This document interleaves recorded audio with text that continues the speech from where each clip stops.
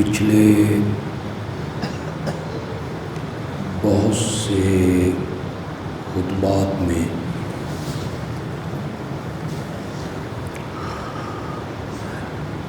اس عنوان سے گفتگو ہو رہی ہے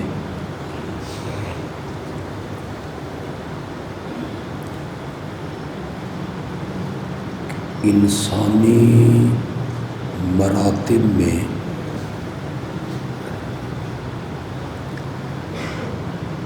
انبیاء اور صدیقین کے بعد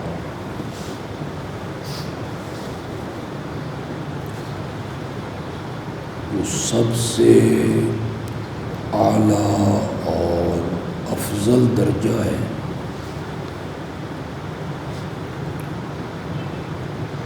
وہ شہید فی سبیل اللہ کا ہے۔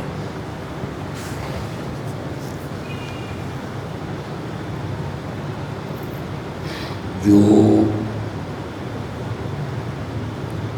اعلاء کلمت اللہ کے لیے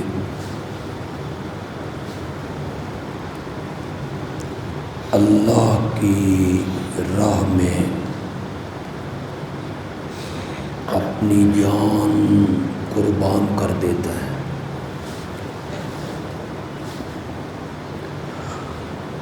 شہادت باعث افسوس اور باعث غم نہیں بلکہ شہادت کی موت باعث فخر ہے۔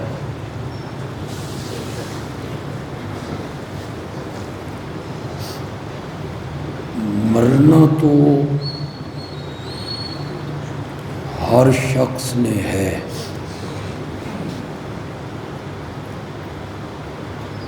موت سے مفر بھی نہیں اور اس سے کوئی مستثنا بھی نہیں۔ کل نفس ذائقۃ الموت،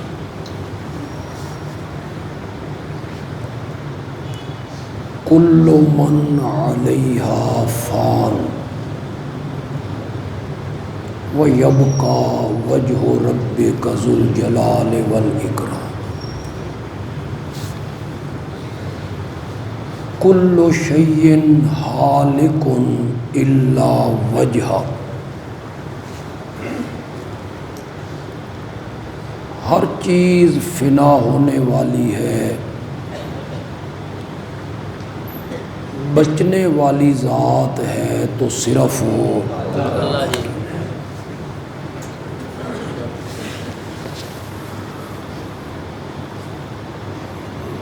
فرشتوں پہ بھی موت آنی،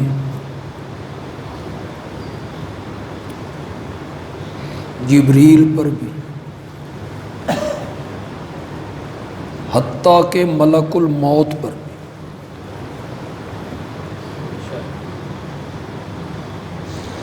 یہاں تک کہ جنتی جب جنت میں چلے جائیں گے اور جہنمی جہنم میں پہنچ جائیں گے تو اللہ خود موت کو ایک دمبے کی شکل میں جنتیوں اور جہنمیوں کے سامنے لا کے اس کے گلے پہ چھری رکھیں گے اور آواز آئے گی، لو آج موت پر بھی موت آ گئی۔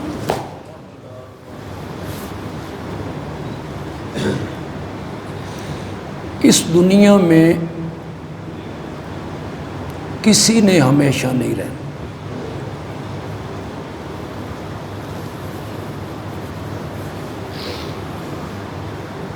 سب نے اس دنیا کو چھوڑ کے چلے جانا۔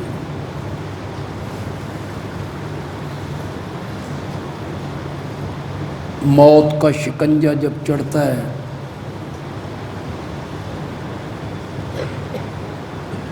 آپ کا بھی مشاہدہ ہے، تجربہ ہے، ہم نے بھی دیکھا ہے،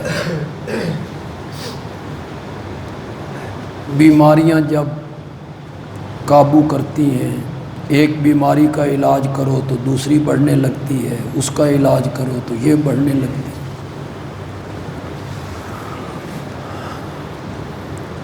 مرنا ہے، اس سے انکار ممکن نہیں۔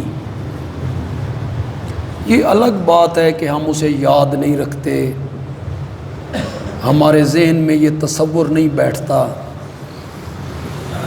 یہ تصور بیٹھ جائے تو بندہ بہت سارے گناہوں سے بچ جائے۔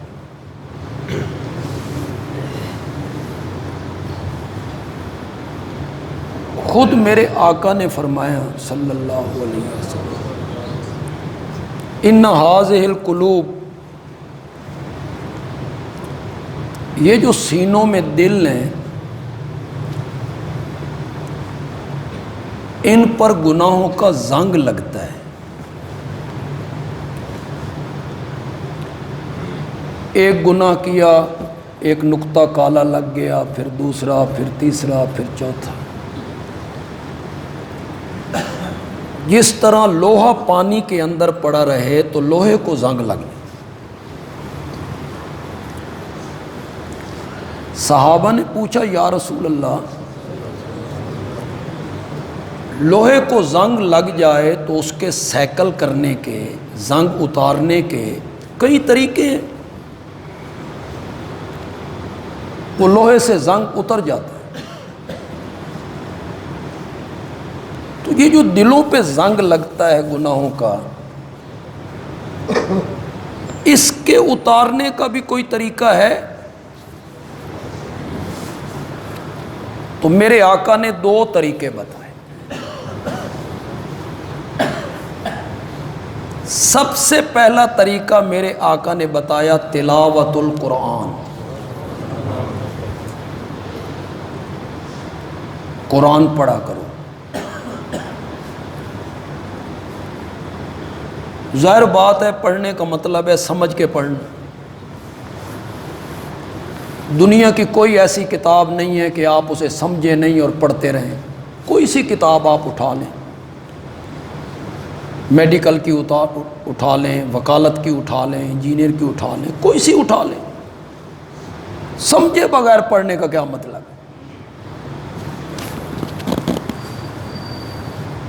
قرآن پڑھنے سے دلوں کا زنگ اترتا ہے، اس لیے کہ شفاء لما فی الصدور، قرآن ان بیماریوں کے لیے شفا ہے جو بیماریاں سینے میں جنم لیتی، شرک ہے، کفر ہے، حسد ہے، نفاق ہے، الحاد ہے، ان ساری بیماریوں کی شفا جو ہے وہ کیا ہے؟ قرآن۔ تو یہ پہلا نسخہ تجویز کیا میرے آقا نے۔ اور دلوں سے زنگ کے اتارنے کا دوسرا طریقہ میرے آقا نے بتایا کثرت و ذکر الموت، موت کو بہت یاد کیا کرو۔ موت کو یاد رکھو گے تو زنگ کا اترنا تو اپنی جگہ پہ رہ گیا، دلوں پہ زنگ لگ ہی نہیں سکتا اگر موت ذہن میں ہو۔ یہ جو ایک شخص دفتر میں بیٹھ کے رشوت لیتا ہے اور مظلوموں کو تنگ کرتا ہے، اور اس غریب مظلوم جس کے پاس کوئی سفارش نہیں، مختلف بہانوں سے اس کے چکر لگاتا رہتا ہے اور اشاروں کنایوں میں کہتا ہے فائل انجے نہیں ٹردی، اس دے تھلے پہیے لانے پہ، یعنی کوئی چیز ہو لگاؤ۔ اور یہ جو دکان پہ بیٹھ کے کم تولتا ہے، 2 نمبر مال 1 نمبر بنا کے بیچتا ہے، عیب دار چیز چھپا کے بیچتا ہے، جھوٹی قسمیں اٹھاتا ہے، ذخیرہ اندوزی کرتا ہے، اور یہ ایک شخص جو سود کھاتا ہے، یہ دفتر میں رشوت لینے والا، دکان میں کم تول کے مال کمانے والا، یہ سب کچھ کیوں کرتا ہے؟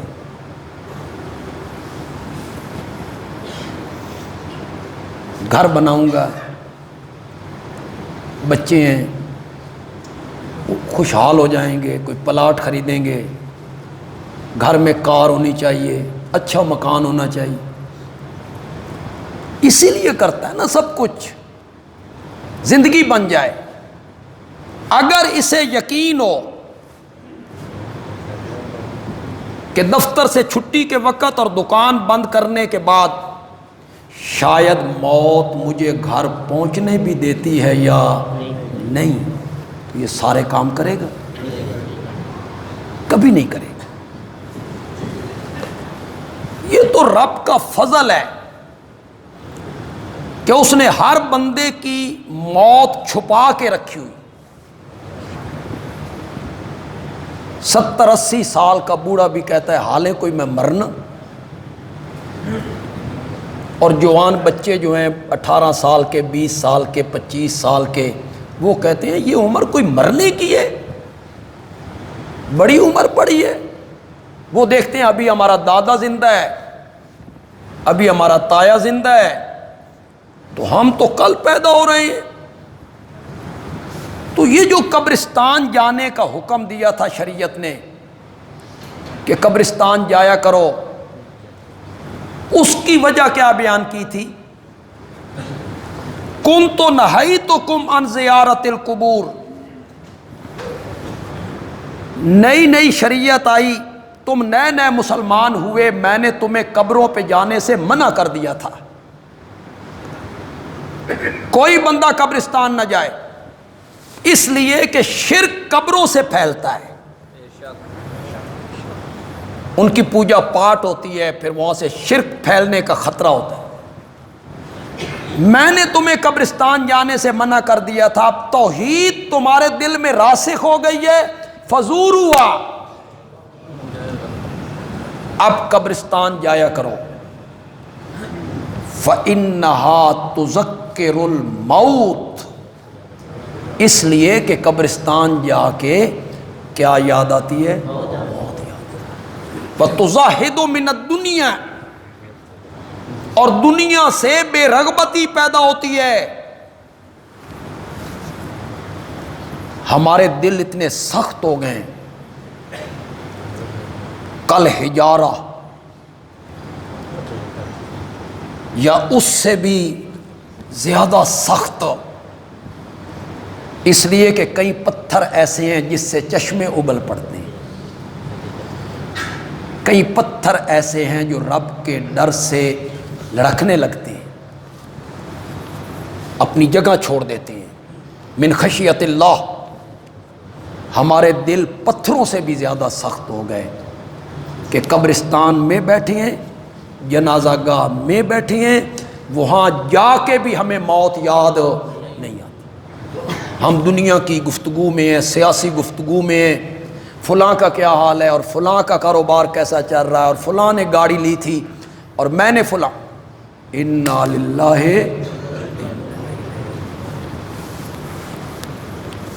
میں اکثر کہا کرتا ہوں آپ کو، قبرستان جایا کریں، جب وقت ملے قبرستان جایا کریں، اور اس نیت سے جایا کریں کہ قبرستان جانا میرے نبی کی سنت ہے۔ یہ نیت کر لیں تو آپ کو سنت پہ عمل کرنے کا ثواب بھی ملے کہ میں اس لیے قبرستان جا رہا ہوں کہ میرے آقا کی سنت ہے۔ پھر وہاں چلا پھرا کریں ان رستوں میں، قبروں کے درمیان، اور ان کے سرہانے لگے ہوئے کتبوں کو پڑھا کریں، کتبے پڑھا کریں۔ یہ کس کی قبر ہے؟ یہ ہمارے شہر کا شیخ الحدیث تھا۔ یہ کس کی قبر ہے؟ یہ ہمارے شہر کا بہت بڑا مفتی تھا۔ اور یہ کس کی قبر ہے؟ یہ بڑا پہلوان تھا، یہ چیلنج کرتا تھا کہ میرا مقابلہ کرو. آج یہ سارے یہاں آ گئے، یہاں آ گئے. پھر کچھ کتبے پڑھا کرو جس پہ ان مرنے والوں کی عمریں بھی لکھی ہوئی ہوتی، نام لکھا ہوا ہے، پھر لکھا ہوا ہے بعمر 20 سال. پھر اس 20 سال کے بچے نے اس دنیا میں کیا دیکھا ہے؟ بعمر 22 سال، بعمر 35 سال، کڑیل جوانی میں، یوبن میں دنیا چھوڑ کے چلے گئے. جایا کرو، پڑھا کرو. قبرستان اس لیے جاؤ کہ وہاں جا کے کیا یاد آتی ہے؟ موت.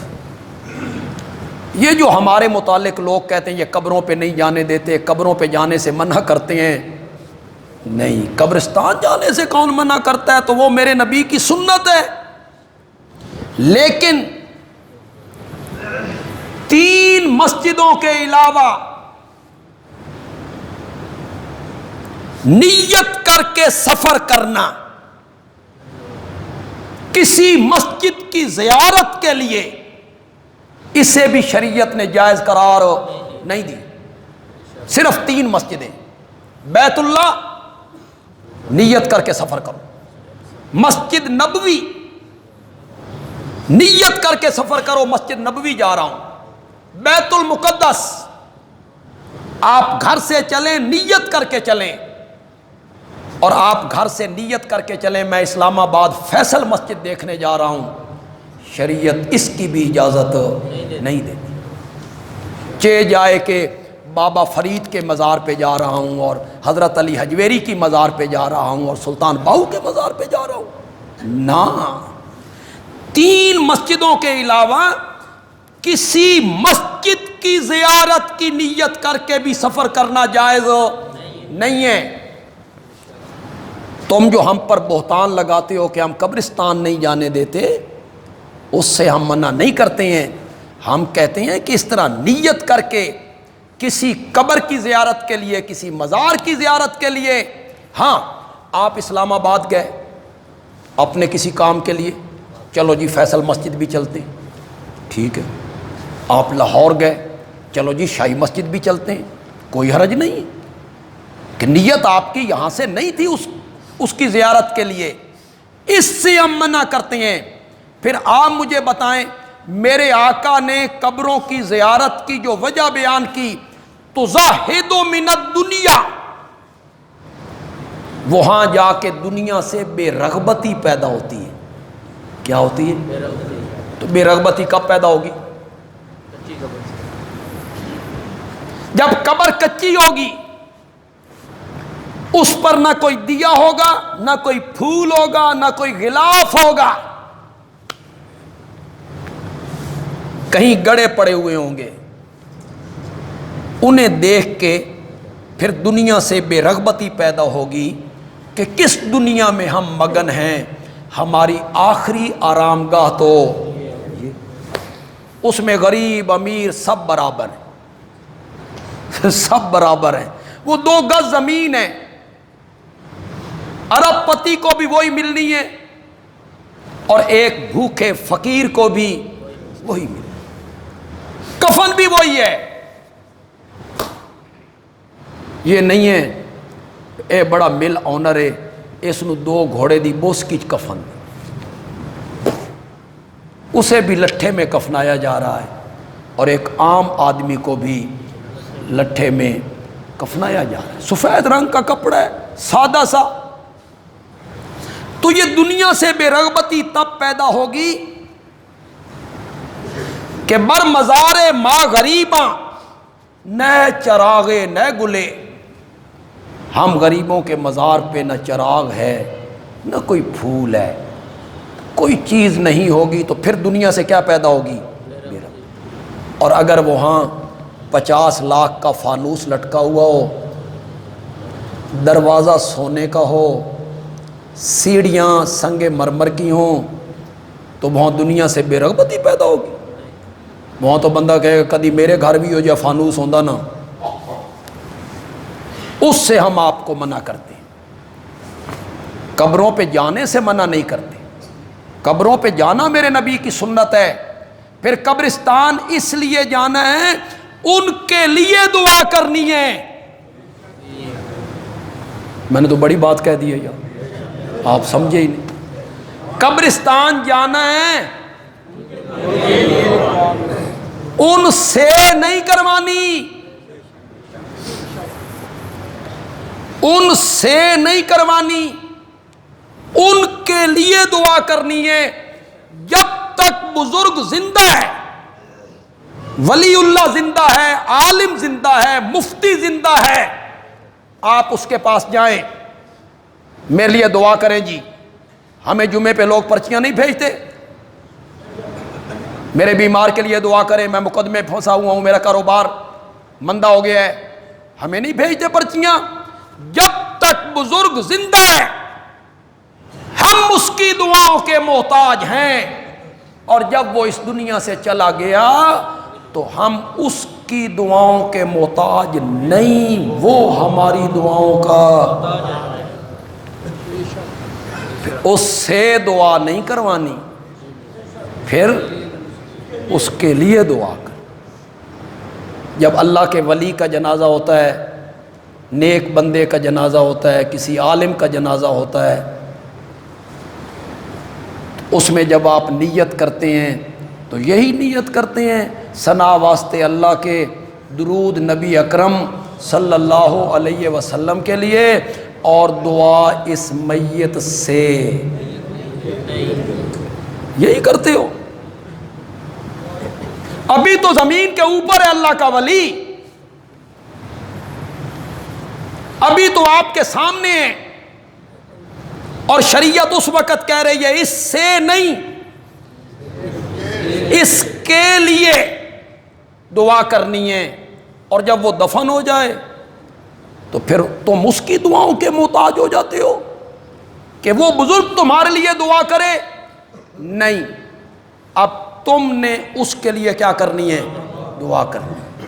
اس پر میں کتنی مثالیں پیش کرتا چلا جاؤں، آپ کی توجہ اس طرف نہیں جاتی۔ پڑھو درود۔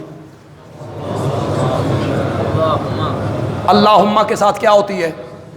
دعا۔ کون مانگ رہا ہے؟ میں۔ کون مانگ رہا ہے؟ آپ۔ کس کے لیے؟ اتنی بات لوگوں کو سمجھ نہیں آ رہی۔ میں دعا مانگ رہا ہوں، آپ دعا مانگ رہے ہیں، اللہم صلی علی محمد۔ یہ الگ بات ہے کہ ہمارے ملک میں کچھ ایسے لوگ پیدا ہو گئے ہیں جنہوں نے کہا ہے سن اللہ نو آکھن دی کوئی ضرورت نہیں، اسی آپ ہی کافی ہاں، تو وہ شروع ہو جاتے ہیں الصلاۃ والسلام علیکہ یا رسول، وہ درمیان میں سے اللہ کو نکال دیتے ہیں، اور ہم اللہ کو ہی سے درخواست کرتے ہیں اللہم۔ کیوں؟ ان اللہ و ملائکتہ یصلون علی النبی، اللہ بھی، اس کے فرشتے بھی نبی پاک پر صلوات بھیجتے ہیں۔ صلوات، یصلون مضارع کا صیغہ ہے، اور مضارع میں دوام پایا جاتا ہے، استمرار۔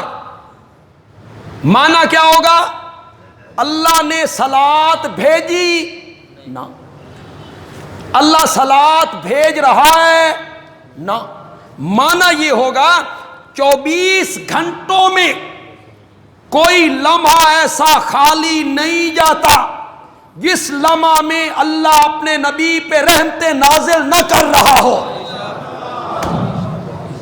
ہمیشہ نازل ہو رہی، ہمیشہ نازل ہو رہی، ہر وقت، ہر لمحہ، ہر سیکنڈ۔ یا ایھا الذین آمنو، اے ایمان والو، صلو، تم بھی صلوات بھیجو۔ ہمیں کہا، ہمیں کہا، ہم نے جواب میں کہا مولا ہماری حیثیت کیا ہے کہ ہم خود تیرے نبی پہ صلوات بھیجیں؟ ہم پھر تجھے دوبارہ درخواست کرتے ہیں اللہم،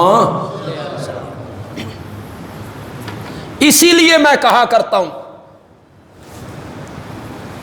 ہر عمل کی مقبولیت اور نامقبولیت میں شک ہے، قبول ہے یا نہیں۔ ہم نماز پڑھتے ہیں، قبول ہے یا نہیں؟ ہم زکوٰۃ دیتے ہیں، خیرات کرتے ہیں، روزہ رکھتے ہیں، تلاوت کرتے ہیں، تسبیح پڑھتے ہیں، خیرات کرتے ہیں، صدقہ دیتے ہیں، حج کرتے ہیں، عمرے کرتے ہیں، پتہ نہیں مقبول یا نامقبول، مگر درود پڑھنا ایک ایسا عمل ہے جو کبھی نامقبول نہیں ہوتا، ہمیشہ ہی قبول ہوتا ہے۔ کیوں؟ ہم نے اللہ سے کہا اے اللہ صلی علی محمد، اور ادھر ہمیشہ صلات بھیجی جا رہی ہے، کوئی لمحہ خالی نہیں ہے۔ جب رحمتیں نازل نہ ہو رہی ہوں، ادھر سے ہم نے دعا مانگی اور ادھر سے رحمتیں جاری تھیں، ہماری دعا بھی قبول ہو گئی۔ یہ جو ہمارے لوگ وسیلے کے چکر میں کہ دعا میں وسیلہ دینا چاہیے، طفیل، صدقہ، ساری دعا مانگ مانگ مانگ کے آخر میں کہتے ہیں نبی پاک دے طفیل قبول کر، پائتن پاک دے صدقے قبول کریں۔ خدا گواہ ہے، جمعے کا اجتماع ہے، میری عادت نہیں ہے تحدی کی، تعدی کی، چیلنج کی، میری عادت نہیں ہے۔ خدا گواہ ہے میں ممبر رسول پہ ہوں اور ہوں بھی سرگودا میں کہ کہیں بھاگ بھی نہیں جانا۔ پورے قرآن میں اس کی 6600 سے زیادہ آیتوں میں، کسی ایک آیت میں اور پورے ذخیرہ حدیث میں، اور 1,00,000 سے زائد صحابہ کے عمل میں، کعبہ کے رب کی قسم ہے اس واسطے اور وسیلے کا کوئی ذکر نہیں، کوئی ذکر۔ پتہ نہیں کہاں سے نکالا، ساڑی سمجھو باہر ہے، کہاں سے نکال لیا، کہاں سے اس کو ثابت کیا۔ قرآن نے کہا براہ راست پکارو، قال ربکم، تمہارا رب کہتا ہے ادعونی۔ وَإِذَا سَأَلَكَ عِبَادِي أَنِّي، جب میرے بندے آپ سے آ کے میرے بارے میں پوچھیں کہ میں کہاں ہوں، فَإِنِّي قَرِيب اجیب دعوت الداعِ اذا دعان، جب بھی کوئی پکارنے والا مجھے پکارتا ہے میں اس کی پکاروں کا جواب دیا کرتا ہوں۔ یہ قرآن ہے، یہ قرآن ہے۔ اگر آپ کو میری بات پہ اعتماد نہیں آتا، کوئی نیا آدمی آیا ہے، اس کے لیے یہ بات نئی ہے، جتنی دعائیں آپ کو یاد ہیں پڑھو، شاباش۔ جو قرآن نے دعائیں سکھائی ہیں پڑھو، تو ان کو ایک بھی نہیں آندی، اور ربنا آتنا تے پڑھو، ربنا آتنا فی الدنیا حسنہ، ربنا ظلمنا انفسنا، ربنا لا تزغ قلوبنا، پڑھو۔ جتنی دعائیں قرآن نے سکھائی ہیں اور جتنی دعائیں میرے آقا نے سکھائی ہیں، حدیث میں مستقل باب موجود ہے، کتاب الدعوات، کیا نام ہے اس کا؟ کتاب الدعوات۔ اس میں ان دعاؤں کا ذکر ہے جو میرے آقا نے پڑھی، کسی صحابی کو سکھائیں، گھر سے باہر نکلتے ہوئے کیا پڑھنا ہے، داخل ہوتے ہوئے کیا پڑھنا ہے، مسجد میں آتے ہوئے کیا پڑھنا ہے، نکلتے ہوئے کیا پڑھنا ہے، کھانا کھاتے ہوئے کیا پڑھنا ہے، کھانا کھا چکنے کے بعد کیا پڑھنا ہے، بیت الخلاء میں جاتے ہوئے کیا پڑھنا ہے، نکلتے ہوئے کیا پڑھنا ہے، نیا چاند دیکھو کیا پڑھنا ہے، بیوی سے ہم بستر ہونا چاہتے ہو تو اس سے پہلے کیا پڑھنا ہے؟ جتنی دعائیں میرے آقا نے امت کو سکھائی ہیں، بندیالوی کہتا ہے کسی ایک دعا میں واسطے، وسیلے، طفیل اور صدقے کا کوئی ذکر نہیں، کوئی ذکر نہیں۔ کسی کے پاس ثبوت ہے تو لائے، صحیح سند سے لائے۔ میرے آقا نے بھی جو دعا سکھائی، اللہم ربنا، تم نے کہا نہیں، نبی پاک دے صدقے، پنجتن پاک دے صدقے، حضرت علی دے صدقے، انہاں دے طفیل، تو میری گل مان۔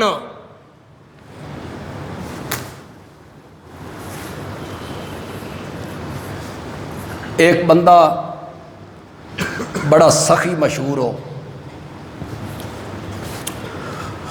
کسی کو واپس نہیں کرتا، بڑے کھلے دل کا ہے، کھلے ہاتھ کا ہے، شہرت اس کی یہ ہے۔ میں اس کے پاس گیا، مجھے کوئی چیز چاہیے تھی، میں نے اس سے وہ چیز مانگی، اس نے مجھے نہیں دی، چیز ضروری تھی۔ میں باہر نکلا، میں نے اپنے ایک دوست سے بات کی کہ میں نے چیز لینی تھی، یہ بڑا سخی مشہور ہے، میں نے اس نہیں دیتی۔ اس میرے دوست نے کہا اس کا فلانا دوست ہے نا، اس نال بڑا پیار کر دئی، اس نو جا کے آکھ او اس نال گل کرے، تین شے لب جائے گی۔ میں اس دوست کے پاس چلا گیا، میں نے اس کو کہا یار وہ تیرا دوست ہے، میں نے تے دتی نہیں، تے تو جا تے میں نو شے لے کے دے۔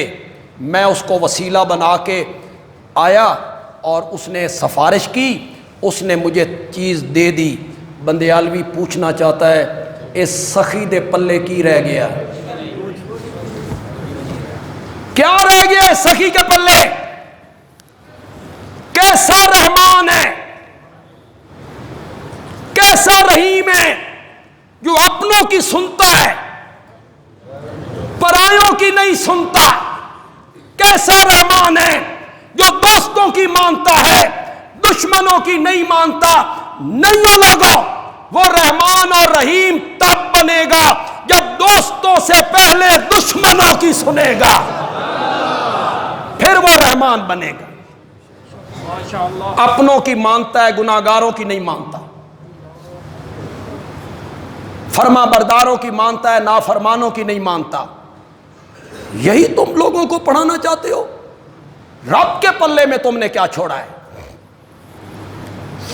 بس صرف اشارہ کروں گا، واقعہ اس لیے بیان نہیں کروں گا کہ کئی دفعہ کر چکا ہوں، نئے لوگ آئے ہیں تو اشارے کو ہی سمجھ جائیں۔ 1 منٹ پہلے میرے رب کے غضب کو بھڑکا چکا ہے، رب غصے میں ہے۔ اس نے کہا سجدہ کر، اس نے کہا میں نے نہیں کرنا، اس نے کہا کیوں نہیں کرنا، اس نے کہا میری مرضی میں نہیں کرنا۔ رب کے سامنے کھڑا ہے، خلاق عالم کے سامنے کھڑا ہے، جو لفظ کن سے ساری کائنات بنا دیتا ہے، اس کے سامنے کھڑے ہو کے دو بدو جواب دینے لگا ہے، کر سجدہ، نہیں کرنا، نکل میری جنت سے۔ یہ نکلا، پھر واپس مڑا، کہنے لگا مولا میری ایک دعا ہے۔ فرمایا بول، تیرے ہاتھوں کو بھی خالی واپس کرتے ہوئے مجھے شرم محسوس ہوا۔ تمہیں کس نے پڑھایا کہ گناہگاروں کی نہیں سنتا؟ اس کا مطلب یہ ہے کہ آپ اللہ سے ایک چیز مانگیں، اللہ آپ کو نہیں دیتا، آپ کہتے ہیں ہن 5 تن پاک دا صدقہ ہی ہن دینا کہ نہیں دینا؟ اللہ کہا ہن تے دینا۔ یہ رحمان ہے، اس کو رحیم کہتے ہیں۔ کسی دعا میں واسطے اور وسیلے کا کوئی ذکر نہیں، جتنے نبیوں کی دعائیں آپ کو یاد ہیں، ہر نبی نے جو دعا مانگی کس لفظ کے ساتھ مانگی تھی؟ ربنا ربنا۔ میں آپ کو بتاتا ہوں دعائیں کیسے قبول ہوتی ہیں، وسیلے سے نہیں۔ دعا جب مانگنی ہے، اس دعا مانگنے سے پہلے بھی درود پڑھنا ہے، دعا مانگنے کے بعد بھی درود پڑھنا ہے، درمیان میں اپنی دعا مانگ لینی ہے، یا اللہ میرے بیمار کو شفا دے دے، یا اللہ مجھے قرضے سے نجات دے دے۔ تو دعا سے پہلے بھی درود، دعا کے بعد بھی درود، درمیان میں اپنی دعا۔ درود ایسی دعا ہے جو کبھی رد نہیں ہوتا، قبول ہی قبول ہونی ہے، قبول ہی قبول ہونی ہے۔ اللہ کی رحمت سے بعید ہے کہ پہلی دعا بھی قبول کر لے، آخری بھی قبول کر لے، درمیان والی چھوڑ دے۔ نہیں نہیں، پہلی اور آخری قبول کرے گا تو درمیان والی بھی قبول کرے گا۔ یہ ہے دعا مانگنے کا طریقہ۔ پتہ نہیں بات کہاں سے چلی اور کس طرف نکل گئی، من آپ سمجھ نہیں آ رہی۔ ہاں،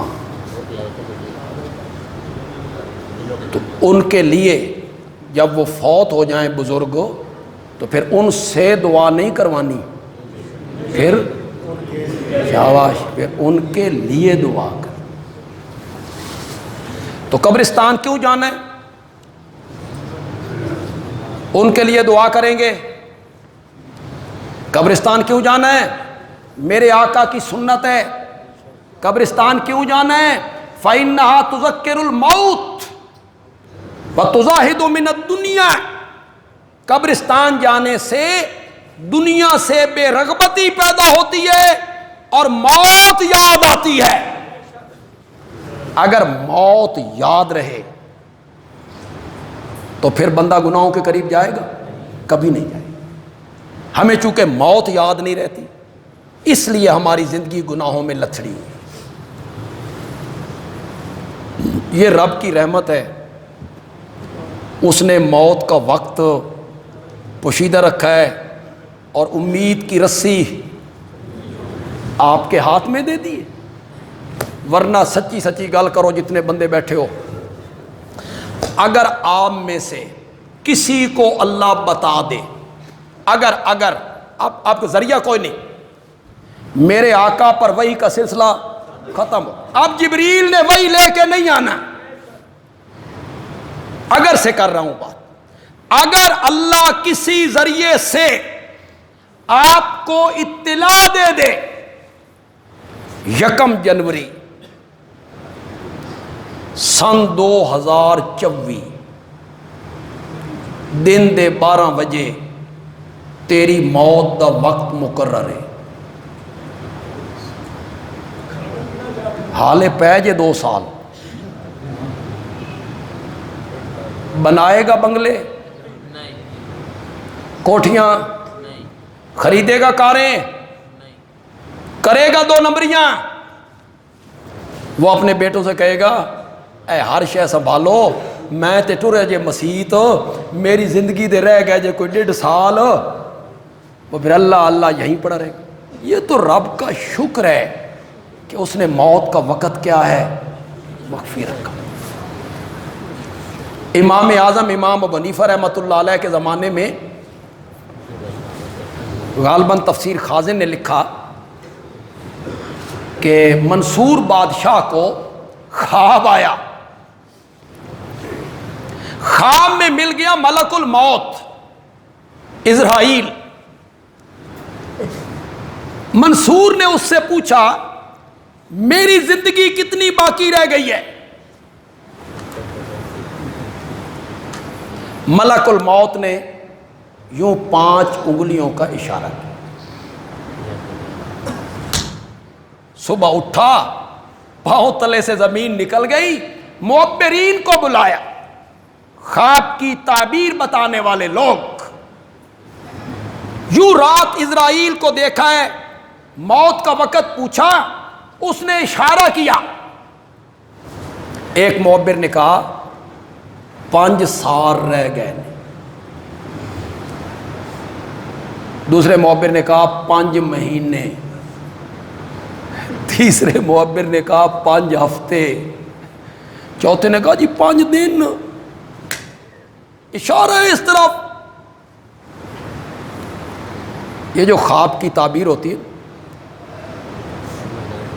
کبھی سچا خواب آپ کو آ جائے، سچے خواب تب آتے ہیں رات کھانے میں گوبھی اور آلو نہ کھائے ہوئے، پھر سچے خواب آتے ہیں، نہیں تو وہ تبخیر ہوتی ہے، خیال آتے رہتے ہیں، ان خوابوں کی کوئی حیثیت نہیں ہوتی، وہ اڑتے خواب ہیں، اڑتے خواب، ان کی تعبیر ہی کوئی نہیں۔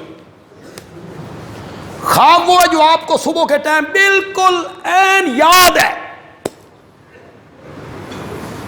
اور یہاں جمع ہوا ہے، اس کی تعبیر ہر بندے سے نہیں پوچھنی۔ متا محلے دے امام نو صبح آکھو جی من راتی خواب آیا تھے، اے آیا تے تعبیر دسو، نہ، جس طرح کوئی تعبیر بتائے گا رب اسی طرح کر دے گا، ذہن میں رکھیے۔ کس عالم سے پوچھنا ہے؟ جو اس تعبیر کا علم جانتا ہو، میں نہیں جانتا، یہ خدا داد ہے، یہ خدا داد ہے، اس کا علم سے اتنا تعلق بھی کوئی نہیں، خدا داد ہے۔ کسی بندے نے خواب دیکھا میرے گھر میں وقت کا حکمران آیا، بادشاہ میرے گھر میں آیا، بظاہر تو بڑا اچھا خواب ہے، اس نے تعبیر پوچھی تو عالم نے کہا گھر جا تے اپنا سامان باہر کڈ، تیرا مکان ڈھہن والا گر جائے۔ اس نے کہا بادشاہ گھر آیا ہے، یہ کوئی پاکستان دا بادشاہ ہے بھی جتھے وڑن تباہی پھیر چھڈن؟ بادشاہ میرے گھر آیا ہے، یہ تو عزت کی بات ہے، عظمت کی بات ہے، آپ کہتے ہیں مکان گر جائے گا۔ اس نے سامان باہر نکالا، کچھ دیر کے بعد مکان گر گیا۔ کسی نے پوچھا آپ نے یہ تعبیر کہاں سے لی؟ قرآن سے لی۔ جب حضرت سلیمان نے ملکہ بلقیس کو لکھا تھا مسلمان ہو کے آ جاؤ ورنہ میں آ رہا ہوں، تو اس کے فوجیوں نے اور اہلکاروں نے کہا تھا مقابلہ کریں گے جی، کوئی فکر دی ضرورت نہیں۔ ملکہ بلقیس بڑی سمجھدار عورت تھی، اس نے کہا پاگل نہ بنو، ان الملوک اذا دخلوا، بادشاہ جب کسی شہر میں داخل ہوتے ہیں اس کو تباہ کر کے رکھ دیا کرتے ہیں۔ خواب کچھ ہوتا ہے، اس کی تعبیر کچھ ہوتا ہے۔ شاہ عبد العزیز بڑے معبر تھے، ابن سیرین بڑے معبر تھے۔ کتاب الرؤیا ملتی ہے بازار میں ابن سیرین کی، اس میں سارے خوابوں کی تعبیریں لکھی ہوئی، یہ دیکھو تو کیا ہوتا ہے، یہ دیکھو تو کیا ہوتا ہے۔ کسی نے کہا آپ کی موت زندگی 5 مہینے رہ گئی، 5 سال رہ گئی، 5 ہفتے رہ گئی۔